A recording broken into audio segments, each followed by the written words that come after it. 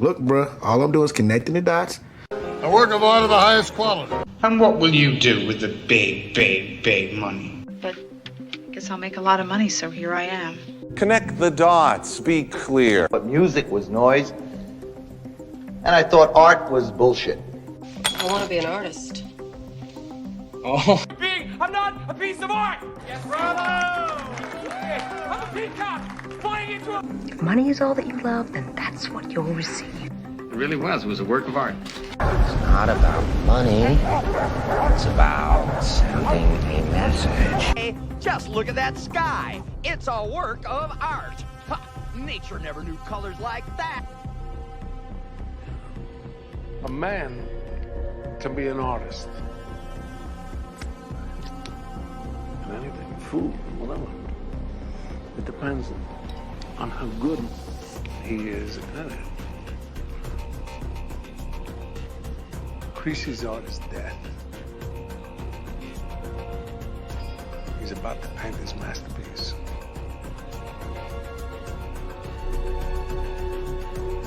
It's a work of art. Make that money, get paid.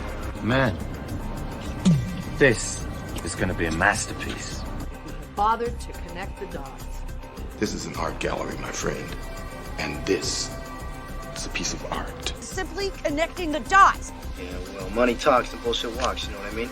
Yeah. Well, that's how much you know about art. You could make a lot of money making movies like this. You have to be a bit of a rebel to be an artist of any kind, I believe. You're gonna make a lot of money, pal. Only a highly suspicious paranoid cynic, or someone like me, with an eye for clues and patterns, could possibly connect the dots.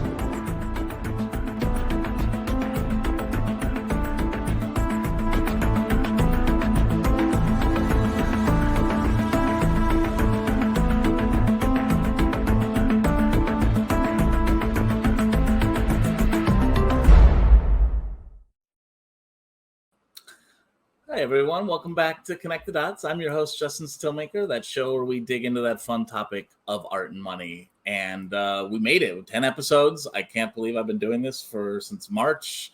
I've been enjoying it every step of the way. I hope people who've been watching have enjoying it. It really kind of gives my week or every 2 weeks a real nice focus. And I just want to say thank you to everyone who has watched an episode, looked at clips online or on YouTube. I really appreciate it. We had to get to 10 because I'm OCD and I needed an even number to stop at. So we're going to be taking a couple months off, probably coming back in November because I'm going to hopefully be making my first feature, which I'm super excited about. But then we'll be coming back after that. And I don't know, it's just been really great to kind of dissect and get into all this. And so I really appreciate anyone who's listened or enjoyed it or give me feedback. So first topic this week, I gotta talk about Burning Man. Scott, I know you had a great image for this. I was really, yeah. Okay. So what does Burning Man have to do with art and money, our topics? Just about everything. It could, as I don't know if people watched over the last couple weeks when Burning Man was happening. I know it wrapped up, I think about a week ago. There was possible disease outbreaks. So, there was all this rain and everything kind of got all these people were stuck there in mud. And it was kind of this awful experience for a lot of people. And there was all kinds of conspiracies happening online. There was going to be an Ebola breakout. And, Chris Rock and Diplo had to get a ride on an ATV out of there. But Burning Man, I feel like I've gotten to really watch this whole trajectory of it. So when I was first heard of it, I was probably in high school. I grew up in the Bay Area. I'd heard about this crazy festival, and it was and even in my early 20s, it would always be pitched to me as a place where people kind of went and did these kind of crazy artistic they made these giant floats, they made these things that they burn, they make these crazy structures, but it really started as a kind of a devil's night for artists, a very just simple, go out there, it's just about the art, it's everyone there was sort of like-minded, and it honestly had no big corporate money. It was just this weird thing funded by a couple artists who had this idea of this pushing the extremes, and they kind of went and did it. And that, I for years was always oh, I'd like to go to Burning Man once. It seems like an interesting, anytime where art has these hot flashpoints, I'm always curious. But then, like, towards the end of college and, like, as I got older, like, I feel like there was this point where, like, Vice got really into Burning Man. And there started to be all these, like, crazy articles. Like, there was all this, like, sex and drugs happening at Burning Man and wild orgies and every drug. They were inventing drugs. They were doing, and it's like, I'm sure the drugs were there. I mean, artists are there. If you're in the desert, I'm going to take mushrooms. People are going to take acid. Like, you want to have this, like, experience. But, like, I don't think that was the whole thing. But then media kind of came in and was like, no, it's this crazy thing. It's these orgies and everyone needs to wear masks. And like, again, it's getting further from what it started as. And as soon as you start to say crazy sex and like wild drug use, then all the boring people have to come because they want to spice it up. So then it becomes this place where like it goes from being this like kind of weird artistic thing to now it's just about sex and drugs, which I like those things. So like, cool, still interested, but like now it seems like it's being pushed a little hard. And then I just feel like suddenly all these like Bernie, like tech people, again, not to always make tech people the villain, but they should stop trying to be the villain in every fucking story. They start coming to Burning Man, and then it just keeps morphing every year. It's like the worst. Like now it's the point, like every time it's the worst person I know is at Burning Man. Every person you're like, oh, I would never want to spend more than an hour with this person. They're going to Burning Man. And it's now been completely pulled away from anything artistic. It is now like, I'm sure people have tremendous times and I'm sure there's like merit to it. But to me now it's like a wild party. It's like Burning Man has entered its Coachella era of just like, it's just a thing that rich people want to go do. It's completely devoid of what it originally was. And I don't like, and then to have it, of course, so now Burning Man becomes this place where all these tech libertarian peoples go. And of course, it ends up with everyone covered in shit because no one actually wants to do the disciplined work of planning and like, it should fall to somebody else. And so like Burning Man like did this whole cycle of art and money to me where it's now back to like, maybe in a couple of years, everyone won't want to go again and it'll get interesting. But like, it is a classic example to me of them like just sucking the marrow out of like an artistic idea.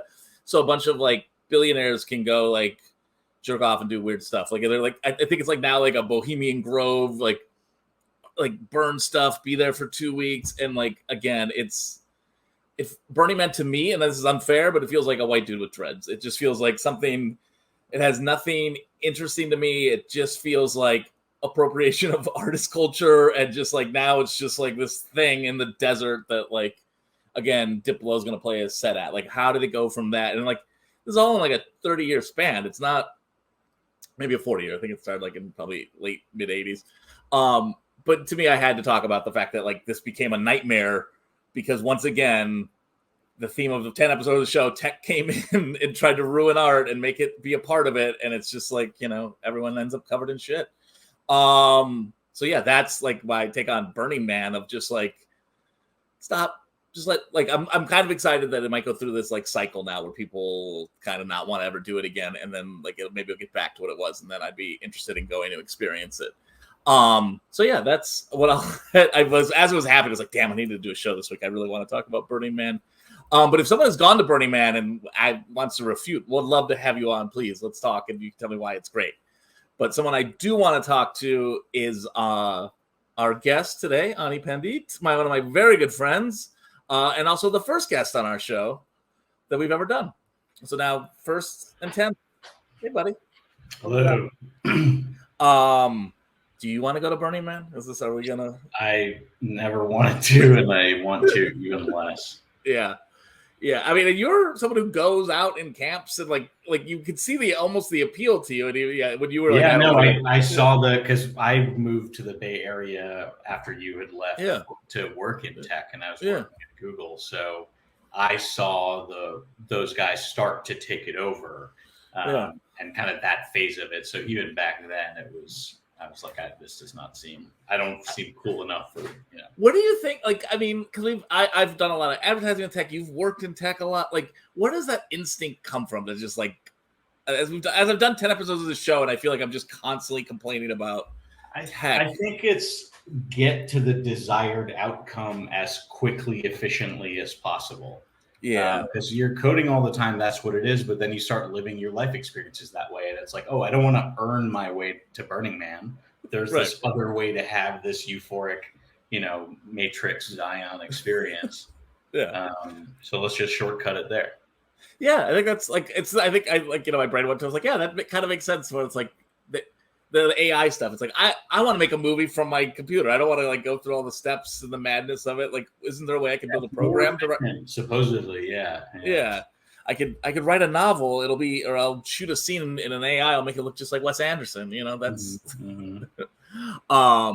But yeah, except there had to have been a Wes Anderson for you to have an AI film in the Wes Anderson style, buddy. I think that's when there was that like month. I know you were texting me a bunch about how much it was annoying the shit out of you. So about like, I just don't understand how people don't put that together. Like, you can parody it because he came up with something so unique in him. Like exactly that you can identify that. Yeah. Like I'm always happy, and it happens very rarely. Where every now and then I'll like lens up something like, and like the DP who I've worked with, there's something like, oh, that's a real Justin frame. And I was like, oh yeah, I guess I do have a style, right? Like that feels good. Yeah, that does feel good. It's not as good as Wes Anderson, but like, yeah, like it's so funny, like the way the internet is just like who they pick as the villain of art. Like there's also like this thing where they're like, no, he sucks, and I'm like, what? I'm not even the biggest Wes Anderson defender. I'm just like, I haven't seen the new movie yet, and I'm just it's like, what are? Yeah, so I mean, I'm jealousy, resentment. It's easy I do that sometimes. It's easy. Oh yeah, get sucked into that. I do that whenever there's like a young filmmaker like who's like got a hit, and they're like, I'm like, I gotta look up Rich Kid. Yeah, that's like I gotta. I know. But no, I'm really happy you came back. I want like one of the main reasons is like again, like when we did our first episode, you were really living the ethos of this show, which you were making a decision between art and money, and you chose art. How do you feel 6 months later? I feel fantastic, and I've never felt better. And I'm not just saying that.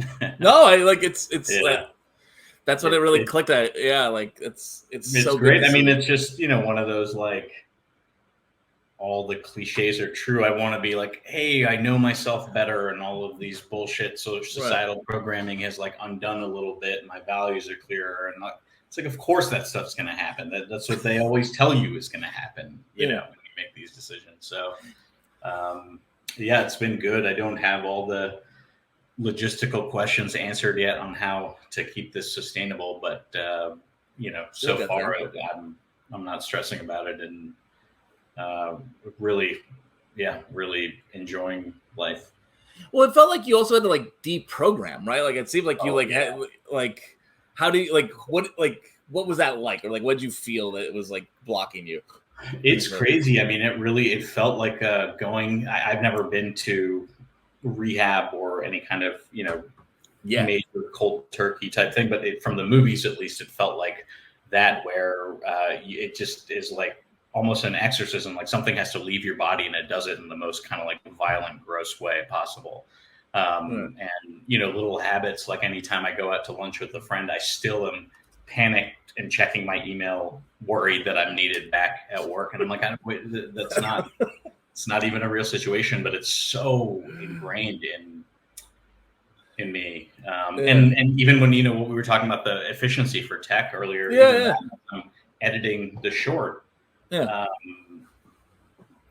transitioning from this is the outcome I want out of the film, and let me find the most direct path there. I thought I had it 4 days ago, and then I allowed myself to not think that way, and I worked on it for 4 more days, and it got 1,000,000 times better. And it was a completely different process, much more of the kind of organic frou artistic process that is easy to discount because it's hard to measure. Right, because you want to like, I need to get to the end so I can start the. No, I see a lot of myself, and like I know I'm always bagging on tech, but like there is this like art. At least I think you and me both have this, where it's like, okay, I'm done. I'm gonna take this year. I'm gonna do 3 shorts. I'm gonna this quarter. I'm gonna do this. Exactly. And like, I do that every start of every year, or like at the middle of the year. I'm like, okay, this is what I'm gonna try to accomplish, and this is the plan. And you're always too ambitious because you're also an artist. When has it ever worked out? When has it ever helped to do that stuff? But I do it over and over and over. At college, I didn't have any money, so I was trying to graduate. I did graduate a semester early. Once a week, I would sit down and my notebook map out exactly what class and what and how I would manage what. Crazy. I should have just chilled and waited the 4 years. Who cares about the 3 months? But I do think there's to the tech people, I do think there's an artistic impulse in that, right? Like it's like you're seeing your world and you want to like art, like this is pretty high minded, but like it is, you're just seeing something and you need to communicate it back how you're interpreting it, right? Mm-hmm. And so like it's why people love year planners and day planners. And do you use like a I've gone sideways from where I thought we were gonna, but like, do you ever use like a to-do list, or like what's your organizing for the week, even when you're not like, just now that you don't have a job you have to report to every day? Yeah, I mean, I have a calendar obviously for appointments. Sure. And then I have basically a long document, which is sort of a to-do list, but I have, in reading, especially through Silicon Valley, we were constantly reading, life hack, self-optimization books all the time. When you go into the bathroom at Google, in front of the urinal, they had what was called Learning on the Loo, which were inserts about ways to make your email response faster, meetings more efficient, all that stuff. So while you were peeing, you were improving yourself. And so, but a lot of those things are really useful as long as you don't overload, which is often what I did, because then you get constantly anxious, like, oh my God, there's so many things I need to improve. But if you pick and choose, I've picked and chosen a lot of specific strategies. So it's not just a standard, to-do list. There's kind of thought behind it, but it's just a document. Yeah, I do. For years, I liked Asana, Todoist, whatever the new one was. And then I eventually landed, I was like, I just keep a weekly agenda Word doc open, and I just like update it. And then like the appointments go on the bottom. And then like I use the schedule calendar, but like I didn't rarely check it. Like it's in the note, like that note. And it's like, is this for my brain? Absolutely the way to do it. And like, for sure. Yeah. And again, it's like I part of me feels for like the Silicon Valley person who like wants to be an artist, and like similar, we've both been kind of stuck in that, but they're just like solutions are always so insane where it's like, I'm gonna make it the most efficient way possible. So you've been taking your time. So you made a film. So this was I was hypothesizing, or that, hey, given improvements in technology, we can start shooting stuff for even less that looks really, really good. We've been saying that since 8mm, 16mm VHS. So with the phone, but I think the biggest thing for me, location is so important in a film because it helps with production value. And I just love telling a story that way. That shooting on a phone just allows you to sneak into so many places because everyone thinks you're just making a dumb TikTok or whatever, and they roll their eyes and move on. And so I bought some lenses for my phone and took it out on our vacation and shot some stuff, and turned out cohesive enough to put together a little bit of a short. So that's what I've been editing. I have to say I've just been very jealous of your creative journey since you've left this job. Like it's not just that you're letting things happen how you want it. Like, because I remember you came out and we were like, I was giving all kinds of bad advice. Like, you should make a short now by June. You should do this, and like filling it up, and you already have the impulse to do that. I was not helping anyway, but like instead, you've reconnected to that indie spirit. Do you feel it? Do you it's almost like you've rediscovered a way to make movies?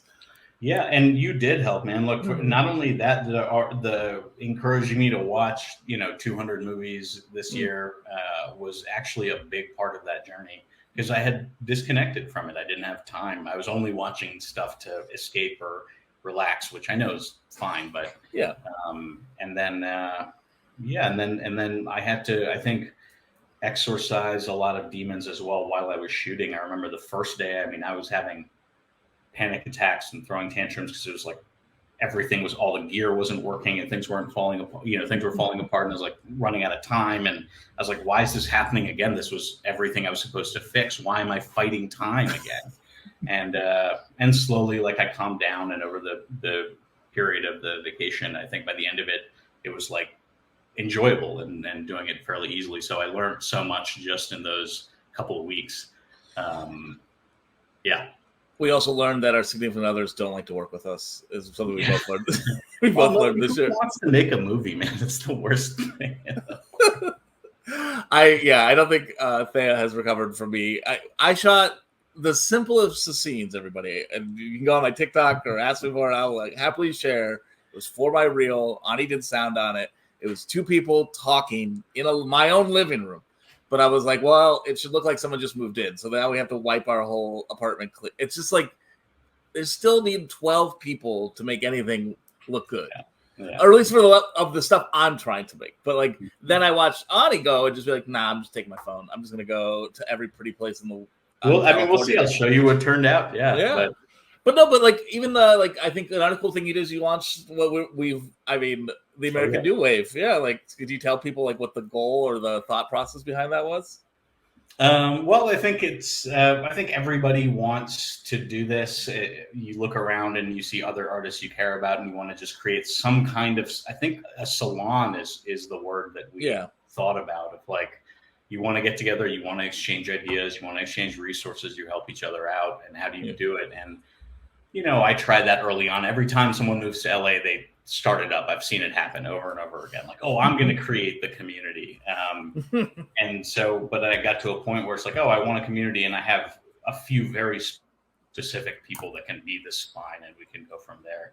And I think my tastes are shifting, and I think you and the other guys in the group have been very influential on my taste. So I think we choose movies to show each other every couple of weeks, and that it's always eye-opening and always interesting. And where I hope we get a chance to actually talk about work or help each other with projects more. But I'm sure even just, but I know it's like, but like just knowing there's something like, and Ani's a really incredible host and like goes out of his way to make sure everyone feels comfortable and there's snacks and food, and like it's taken for granted that like I think like there's always beers. Like as someone who hosts a decent amount of stuff, like there's a lot of work that goes into that, but it's like I think really reassuring that everyone kind of can go there. And like the thing I think people don't say that I really like that's come out of this is that we're stating our goals of what we really want in a way that in LA you're sort of just like kind of you pull that back and you're just like kind of just like, well, I don't know, I'm a direct commercial, like there's this tendency to just shift to what you can do versus like what you want. And I think that's been really cool to kind of, as you're on this like creative journey, that you're like able to tap into that. The other thing everyone should know about Ani is that he consistently is going to one of our state parks. How many have you hit this year? Do you have a list? Well, national parks. National parks. Trying to, but California state parks honestly are just amazing. This year, I think I've been to 6 so far this year, just because we've done, multiple ones on single road trips, which I think is probably the way to do it. But yeah, I love camping. It's a good way to organize outings. I'm part of I'm part of the overcrowding problem at these parks, possibly, but we always use ourselves.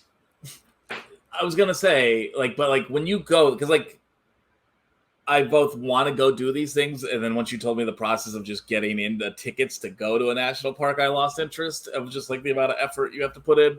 And two, but do you feel creatively fulfilled? Do you come away feeling you have ideas, or do you feel just it is like a very almost intensely spiritual experience for me. I don't know if I come out with I have these creative ideas or whatever, but it feels like I have been through something, or through a world or a wormhole or something. Yeah. And I am different on the other end of it in ways that are not easily identifiable, I think.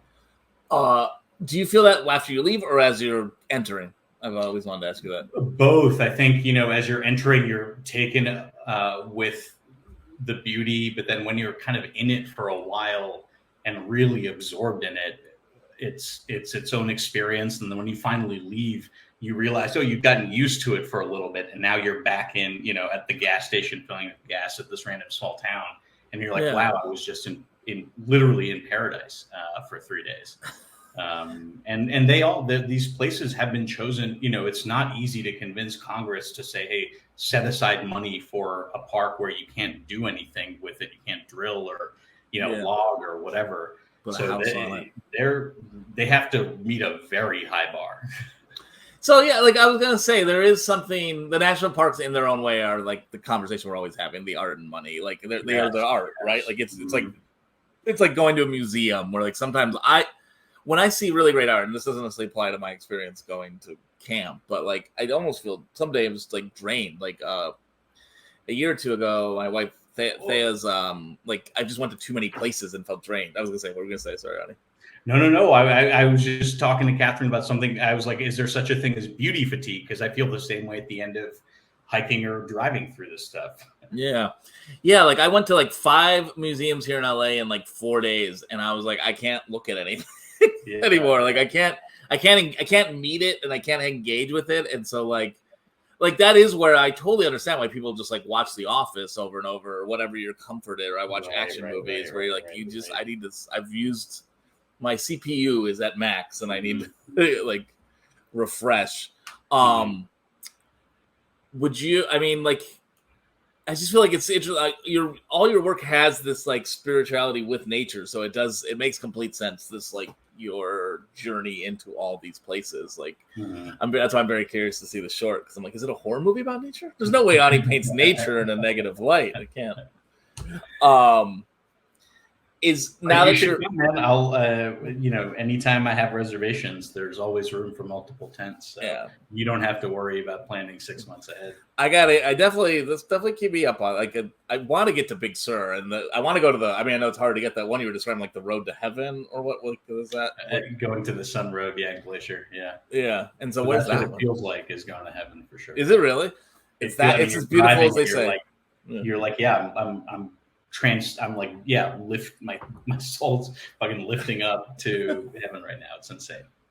Yeah, it's so weird. I find I find such beauty in mundane things that it's like the nature's like almost overwhelming. Like too much. That makes sense.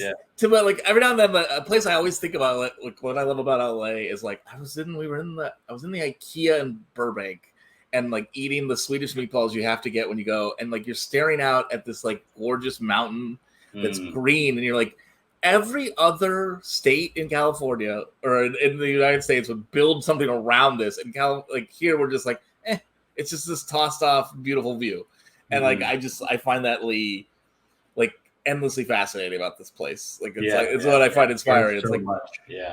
It's like right there, and then like going to it, I'm like, oh, this is too. It's like the museum fatigue. It's like, oh, that's I can't look at that much. Warhol or whatever it is. Warhol, yeah. It's not a problem. You're anti-Warhol? Is this No. I remember going to the SF MoMA did this like massive Warhol. And like I know this is his shtick, but going through the timeline of his life, once he hit like what was good for him. For like 40 years, he did the same exact thing, which is great as a businessman. I just feel like as an artist, wouldn't you get bored a little bit? Yeah, I guess it's like bands that don't come out with new music or whatever. I don't know. It just felt like 40 years of it. No, it's like I had similar. Like my mom was obsessed with Warhol, and then they did I think probably the same exhibit in Chicago, but like. At Chicago, you have to go through like the history of like art, like at the Art Institute, and so it was really fascinating to like go around, and then you get to Warhol, and you're like, oh shit, I get why people freaked out because like it feels electric, right? Like, but then I remember going through it. I'm with you. It's like it's the same stuff, and then he hits that period at the '80s. And you can just tell he's lost. Like it's just an artist like trying everything, and that's that to me is the thing I'm most terrified of. There's this like, did you ever see the movie on Basquiat with like where Bowie plays Warhol, and there's this part where like Warhol's staring at a painting he did, and Basquiat gets over and he just like puts a swipe of paint on. He's like, "Is that better? Is it better that way?" It's like. When you lose that compass, you're fucked. And like that, like when you can't see what you're doing, and that's like once someone was good and then you see that, it's so clear to see when they've lost. They're like, oh no, they've lost their compass. And so like again, not to keep praising, but like I think you really took a year to be like, I gotta get my internal compass correct. Yeah. That, and as I've said to you before, I really hope I never get successful because I don't ever wanna get to that point. That is where me and Ani differ. What would you consider a successful career? Oh, I'm just kidding. Genuine success for me, I think. I mean, it sounds cheesy, but the ability to just keep working at my pace on my projects. That's it, and live in comfort, which I've mostly achieved. I don't need a huge mansion or anything like that. Just say this, and yeah, I don't need to make anything too huge, but to be able to pay people a really healthy amount that are working and contributing to the films, not ask for favors, and and I think make things that I truly love. I think that's probably would be successful if I made something that I'm like, man, I want to wake up and watch that. That's, I guess, something truly that, like, so Ani's been editing. He edited his own short. I could never do. I would not be excited to like look at my own work. I think that would be such a fucking.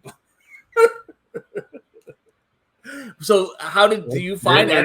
I don't understand how directors don't edit their own stuff. It's such it changes. I mean, it makes the whole movie. I feel like. Well, like there's directors that don't write their own stuff either. Like it's. I think it's all like. Yeah, I don't get that either. Yeah.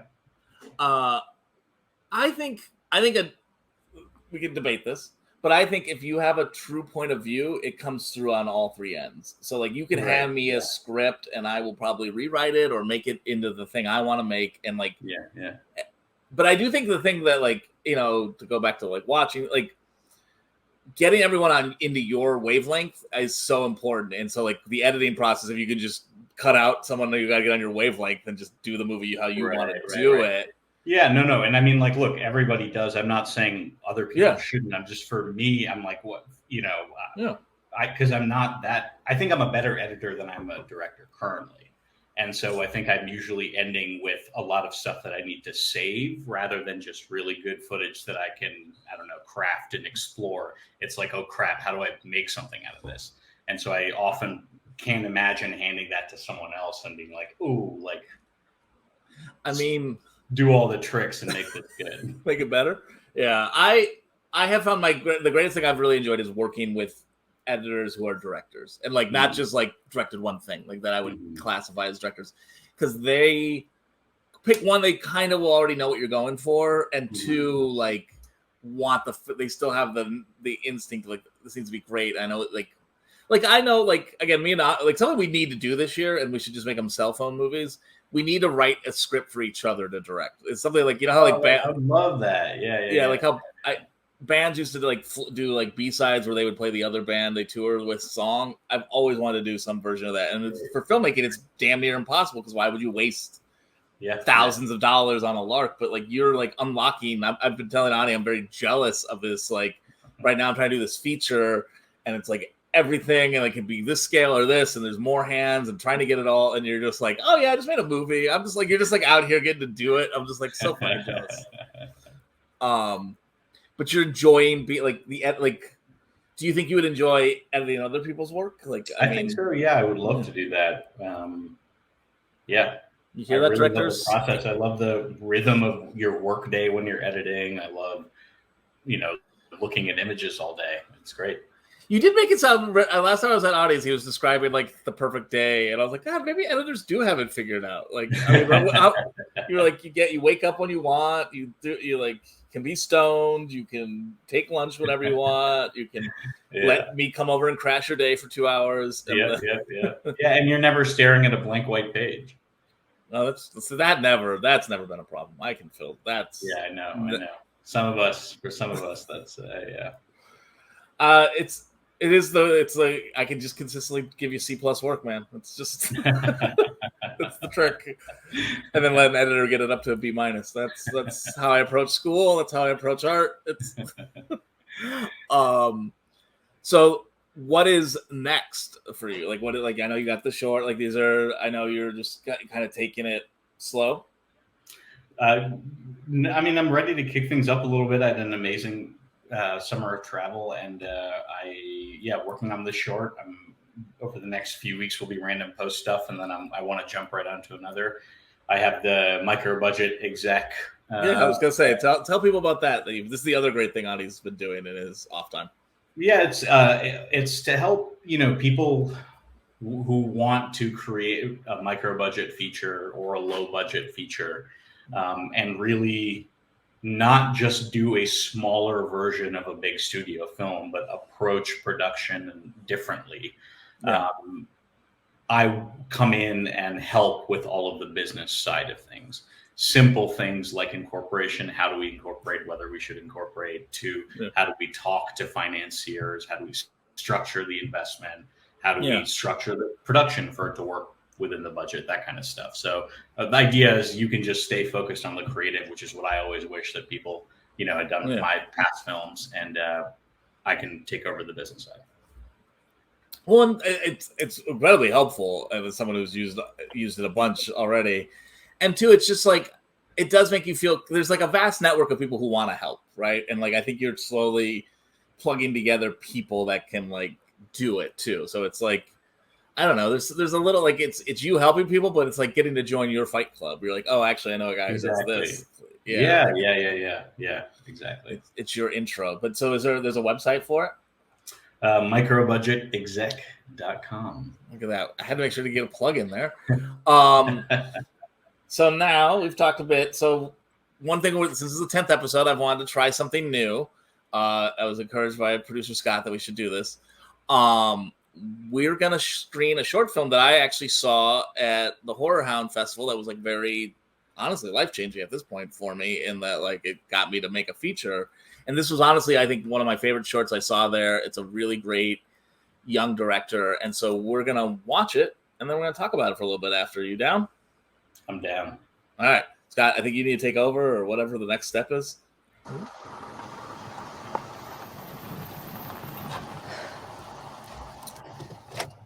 Take your shoes off when you get inside.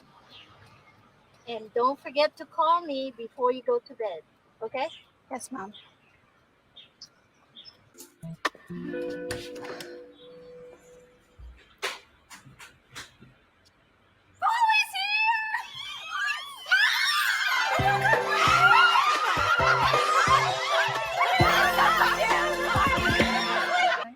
Which was perfect because in honor of the first of many sleepovers with Polly, we're getting fucked up tonight.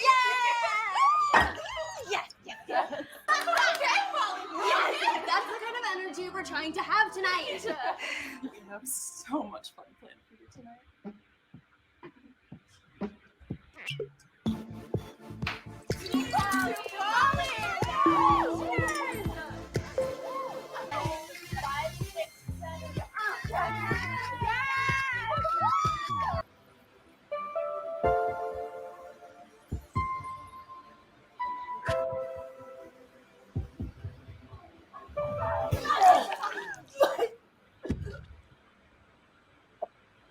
Oh, shit.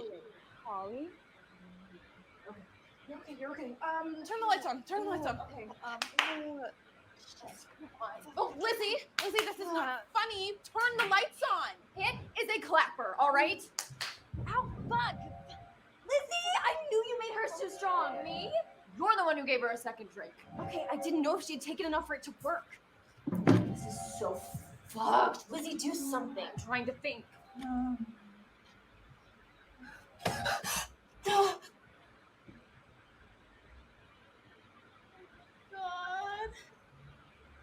I'm so sorry, guys.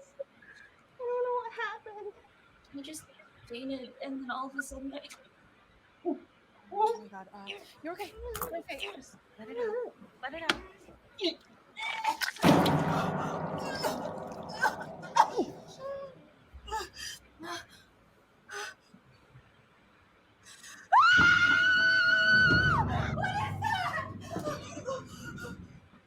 Holy shit. Oh my God.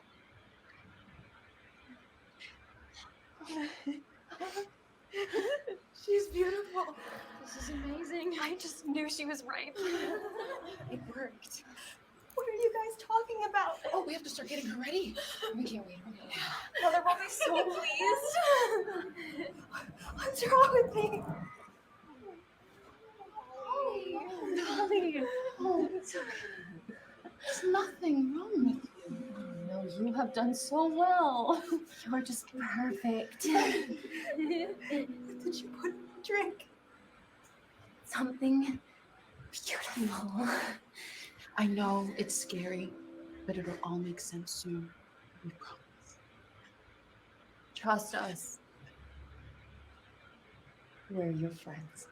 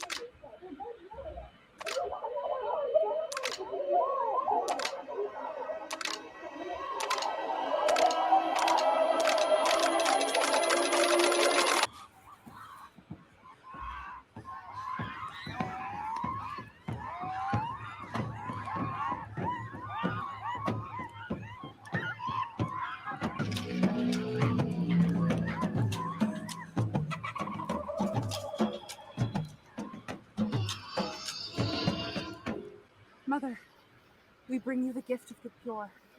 We've seen her innocence. Yes, Mother. We prepared her for you just how you like. We have her fruit, Mother. Please, see for yourself.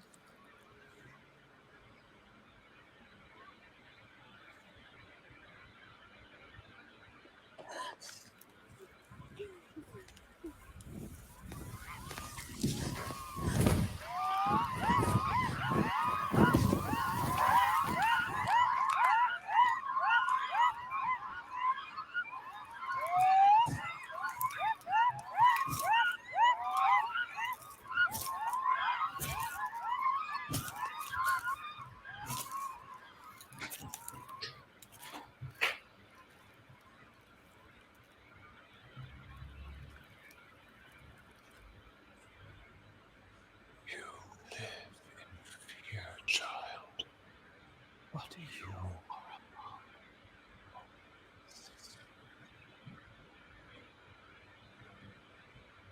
mom. Oh, it's love.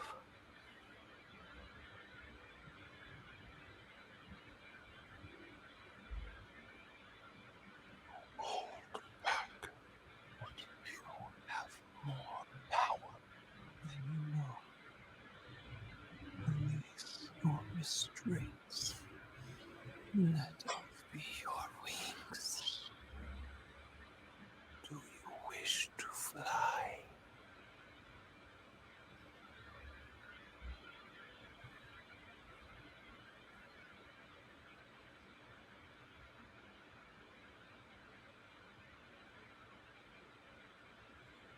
I do. I do. My daughter, rejoice for your sister. I do. She has chosen to see the light. Oh, I do. She baptizes in the blood of our sacred sisters. Oh, I do. Do you absorb their wisdom? I do. Oh, Do you bask in their power? I do.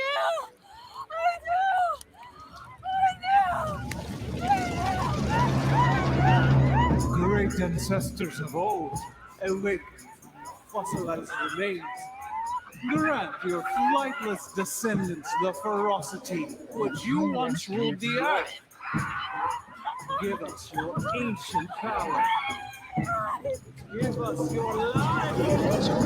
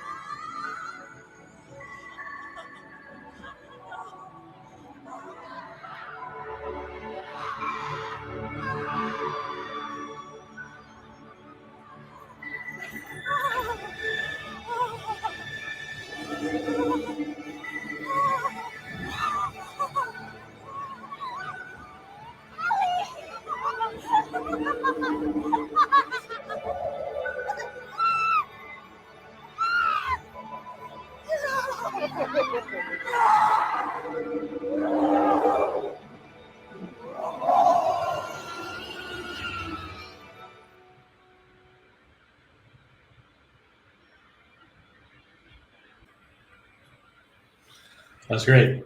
Yeah. So if anyone wants to see it, if they can't watch it on the show, it's on Alter, which is a YouTube channel that shows horror shorts and like gives them a really nice placement. And you can't go wrong with Chicks that we just watched. I can go on about what. So you did it connect for you? Did it click? Did it work? Yeah, I mean, I love that kind of stuff. Yeah. I'll go on why I thought over this last year, I've probably, because of festivals, seen like 300 shorts, and I can remember like 7 of them. And that's not a criticism, but it's just sort of what happens. And like one of the things I really like about this movie is like it's actually pretty simple. Like it gets really weird, but like it's a very simple story. It's a girl's sleepover, right? And then it gets weird. The other thing, like for people who want to make shorts, like it checks a lot of boxes, including like the stuff I aim for. And I know it's like I know who this director is. I understand her aesthetic.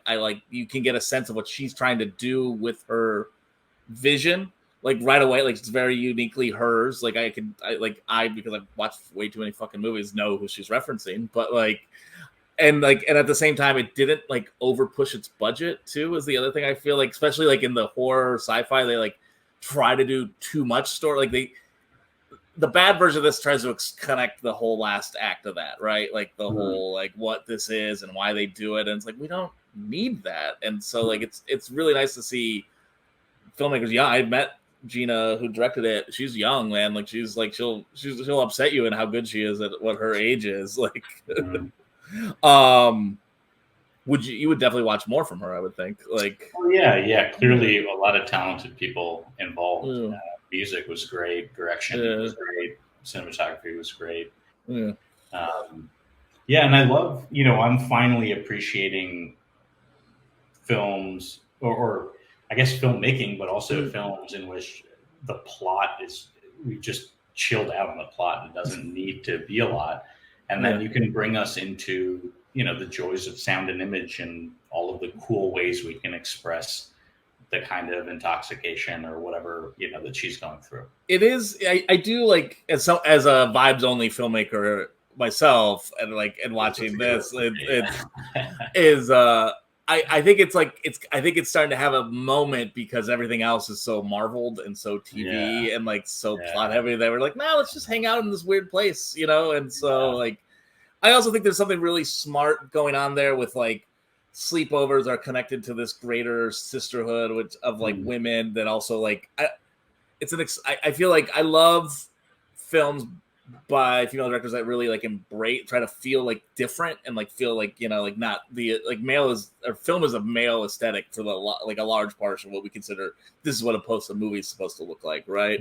And so I enjoy stuff that's willing to break from that and give it this like I love that there's like kind of a candy coated feel to that whole movie, and like it's almost like by making that is like almost its own like punk rock pushback. I'm like movies can also like. The movie this most reminds me of is The Love Witch, which I'm not sure if you've seen, but like I've seen the poster.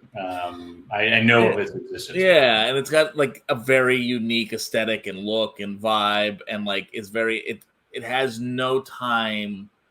There's something like this you have to have confidence to make, I think, and that's like is what's really impressive about it. And like I also think that all the performances are gauged correctly. Like I think the lead is giving a little bit extra internal, but like in general, no one's like. It all fits. Like I think that's another thing when you do a vibes only movie, everyone has to be on that vibe. Like you can't have someone in there giving like a realistic performance, right, or it ruins it. And so like that's no, it's just enough of a differentiation without it being a different tone for sure. And guys, it's short. Like that's I feel like as someone with a long short, I mean this one's probably even too long at 12, but like I think it's. At no point did I overstay, and that it just kept changing enough every 3 minutes. And so I think everyone should check it out. I think it's a really good show. I kind of want to do this more just because, like, I think a lot of filmmakers are trying to make shorts. I think there's a lot of people who do, and it's like it'd be fun to just take a look at stuff and like kind of pull at it. And like I don't know, there's a lot to chew on with that one. And just like I would love to know her approach. Like, did she have the do you have that end or do you have the beginning, and like where do you start writing? Like have you ever? I want to know I don't know if you know the meaning of the chickens, but I want to know why a chicken and not something else. Yeah, I mean, I always feel like they wanted a dinosaur at some point based on the early. I thought of you, right. No, I mean motherhood, eggs, hens, like it all feels like it. I could be misreading it, but like I think like. To me, when I'm working, I'm often like, I'll make choices that's like make sense. I'm like, yeah, this like I can't quite tell you what I'm even thinking, but I'm like, it feels connected the right way, and so like maybe it's just the chicks wordplay is enough. Yeah, you there, and like they're women, they're eggs. The only thing I was curious is like having the big bird is a male, right? So I thought that was. Oh, I thought it was a female. It was a female. Okay, but I don't know. Maybe I'm wrong. Maybe I'm wrong. Who knows? But I want to do. I like Scott. I like doing that show in a short film. So before you go, Ani, I want to talk about my subgenre of the week. Now I'm just combining my two favorite parts: the guest and the subgenre. So for this week for subgenre, we're doing twin films. And what the hell is a twin film? It's not a movie about twins. Twin films are like when studios kind of have a group think moment. And their typical flair for unoriginality, you happen to get two identical movies coming out in the same year, and this happens all the time. I was shocked, but I certainly have noticed this through the years, but there happens to be a bunch this year. But one is usually lower budget than the other, or has a bigger star, and one has a lower star. But every now and then, I'm just sort of shocked that this happens. So let me give an example, and then we'll pull into why it happens, I think, a little more. So this first up is this year's Pinball, which is actually the fun low-budget version, which is about kind of the history of the pinball machine and its importance to LA culture. And this is actually a really, I know the production company that did this, MPI, and it's a good, they got Mike Waste, who's blowing up. He was in Spielberg's West Side Story.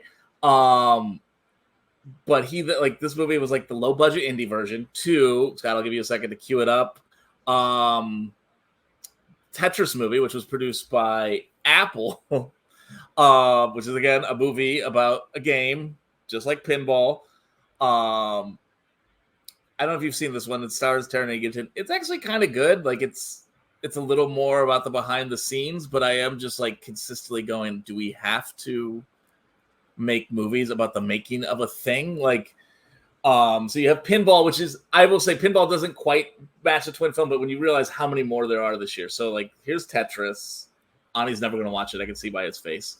Well, it's not about making things. It's about selling things. That's what these movies are about. Yeah, no, that's true. And Air Jordan stuff. Yeah, no. So this year, this is not even the one we're going to bring up. So Air comes out, which is about the Jordan shoe, which we both found kind of repulsive. While a well-made movie. Yeah, well, fine. Feedback proof, yeah. Yeah, but it's not even about the guy who designed the shoe. Launch, man. Why are we selling? Why are we mythologizing marketing launches? And then so you have Pinball, you have Tetris, you have Air. There's also a Hot Cheetos movie about the guy who invented Hot Cheetos, which is a fake story someone made up. It didn't actually happen like that. So there's a whole other side to that, which the movie Blackberry. So the third one is Blackberry. And Blackberry is at least interesting in that it at least portrays the creator of the guy, our lead, Glenn Howerton, as a monster. It's this is one of those the tech people are monsters. But I just can't believe in this. It says something so fundamentally dead about the movie business that 5 movies came out about making a product, and I've joked for a long time with people, if you wanted to pitch Raiders of the Lost Ark right now, you'd have to tie it to it's actually about Jack Daniels. It's the story. It's a interactive brand development of Jack Daniels done in the style of Raiders of the Lost Ark and Indiana Jones. It's just, I can't believe there's this many in 1 year twin movies. It's just, and some of them, again, they're good. Air, I would skip. I think Pinball is worth watching just because it actually really does a lot with its budget. And this is a great lead performance, but again, it's about a fucking Blackberry. I'm with you. I have a hard time caring about a product. It's bad enough, Okay, so we're gonna go. I think the most famous twin movies of all time are Armageddon and Deep Impact. So Armageddon actually came out second. I think it's the more memorable movie for a bunch of reasons. It had the bigger star. It had Bruce Willis. It had Ben Affleck right off of Good Will Hunting. It's got Michael Bay destroying the universe, which showing this clip on 9/11 feels a little wrong. But did you see Armageddon in the theater? Was it were you? Oh yeah, it was a big I wrote a review of Armageddon for my school newspaper. Did you pan it, or did you love it? No. I thought it was. I praised its use of indie character actors for the supporting roles. Yeah. And, I thought I was actually pro Armageddon. Yeah, but I think Armageddon's a great movie, and it's just stacked. Billy Bob Thornton, Steve Buscemi. The fact that they have Owen Wilson in that movie always, it's like, wow, they really were tied into the indie matrix at the time. I think it's and of course, everyone cries by the end, but Deep Impact is just like, when you compare it, it's just like the softer movie. Like, it's Morgan Freeman and Tia Leone. It's a little more like, how do we keep peace? It's not about the destruction. But I'm just like, Steve, I just sort of shocked. Like, it's just like, how do these both come out at the same time? Like, I'm like, what do you think? What do you think? Do you know the backstory of that, Justin? No, not quite. I think I was very young, but I was into this stuff when it came out. So for some reason, I heard that it was Katzenberg was at Disney and there was a rift. And so he went over to join Spielberg and stuff and start DreamWorks, and said essentially, hey, we're going to make the same movies that we were developing over there, but release them earlier. So Ants and Deep Impact and possibly one other were intentionally, like, Armageddon was 5 years, Bug's Life was 5 years, Ants and Deep Impact, they turned around in like a year and got it out there intentionally before. Wow. So like there's perfect art and money fighting it out. It could have been. And I might be wrong. This is stuff I heard. That sounds right. I had Ants and Bug's Life on the honorable mentions list here because we're running short. That was part of the same retribution. God, what a piece of shit that guy probably is. My other favorite one. This is the one where the low budget one won. Is Olympus Has Fallen, which is versus White House Down, and Olympus Has Fallen at the time was viewed as the lesser movie. It's Gerard Butler, so it's real meat and potatoes. Antoine Fuqua, who had kind of like fallen off as a director. It's like almost feels like it should be direct to video. It has Morgan Freeman. It's honestly a really good movie. It's so good they've made 3 of them. It's launched its own franchise. And I remember seeing this in the theaters and going, this was kind of good. Like, it had it was not obviously aiming for high art, but it delivered exactly what you wanted with the right amount of character actors. And then you go to White House Down, and that movie was like double the budget. It has Jamie Foxx and Channing Tatum at the height of Channing Tatum's like, I'm going to be the biggest movie star on the planet. And I forget who plays the little girl in it. It's just like, it's Die Hard in the White House, basically. And so again, 2 companies, probably one read the other script, like you're saying, developed it, was like, we'll rush out Olympus Has Fallen, we'll get Gerard Butler has a flexible schedule, we'll get it made. Right. And White House Down just is sort of like, for lack of a better word, inert. Like, it's fine. Like, Jamie Foxx is trying to do like a Barack Obama president, and Channing Tatum's trying to do John McClane from Die Hard. It was the movie that made me realize how good Bruce Willis is as an actor, at least at talking to himself. I think it's like a harder thing to do on screen because Channing Tatum's very bad at it in this movie. And you're like, oh yeah, that's like a whole part of Die Hard, is that he's basically monologuing to the audience without it seeming like he's talking to us like a Ryan Reynolds character. That's a really good point, yeah. And then I'll do one last quick one and then do the honorable mentions, because I know we're getting a little tight on time here, according to producer Scott. So speaking of the news, so I remember this one in particular was there's Friends with Benefits, starring Mila Kunis and Justin Timberlake, came out, and that was it. Emma Stone? No, it's Mila Kunis. Yeah. I don't know what's going on in this trailer, and at the same time, the better script was No Strings Attached, which was originally called Chicks with Dicks, or like Fuck Buddies. It was called Fuck Buddies, which is definitely a better title. And again, it literally stars people who would get married to the opposite movie. Like, you got Ashton Kutcher as the lead, and No Strings Attached just is like much more the indie movie. Like, it has all these like really gay, Greta Gerwig's in this movie, Mindy Kaling, like it has all these like up and comer comedy people. Jake Johnson's crushing it like before New Girl, and identical fucking premises, and yet studios are just like, well, no one will know the difference. I just like it blows my mind that this like constantly happens. Like, have you seen either one of these movies, Ani? I have not. You don't have to. No Strings Attached again is Liz Merriweather, who I think is a really good writer. She created New Girl, which is at points of great show. It like gets chopped up sometimes, but I just can't, like, again, I think it's like what production companies are developing this and they all have different studio relationships and like someone must read the other script, or is it like sometimes it might be group think, but I don't even like, because I certainly feel like I'll have an idea and then I'll see a movie come out 6 months later and I'm like, oh yeah, we were both like connecting to this, you know.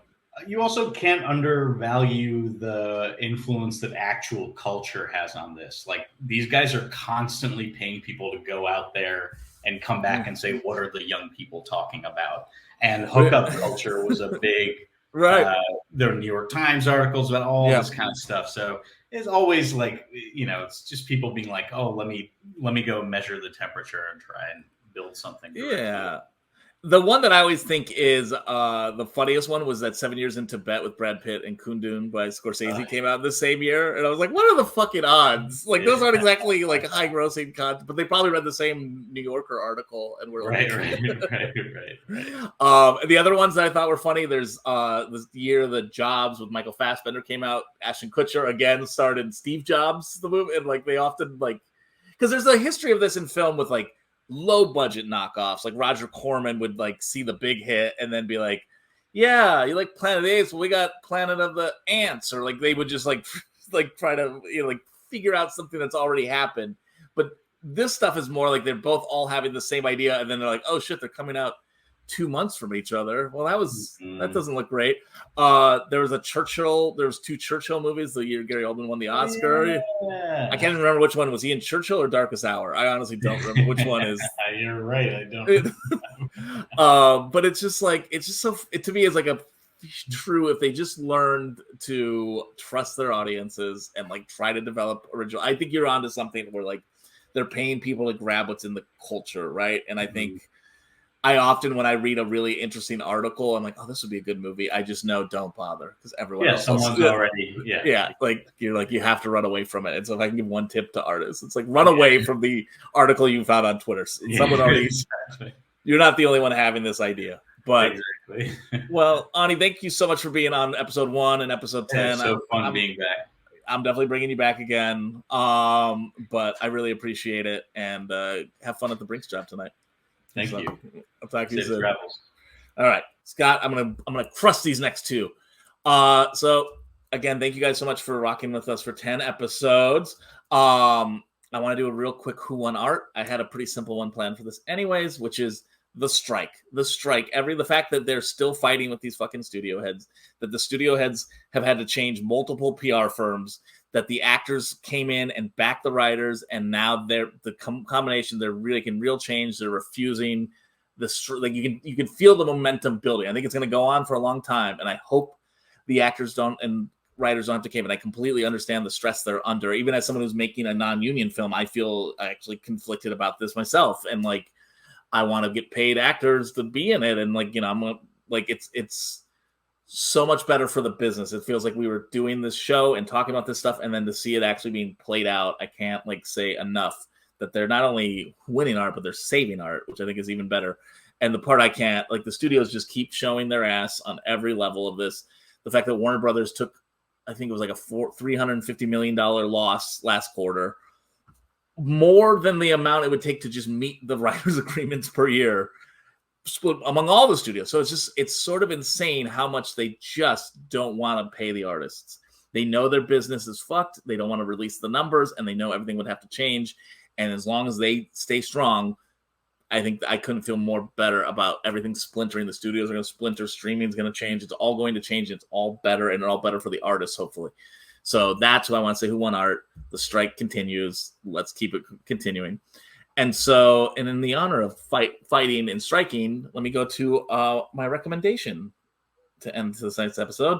I want to praise the movie How to Blow Up a Pipeline, which is currently streaming on Hulu, which just raised its prices so Disney can make up some of its loss.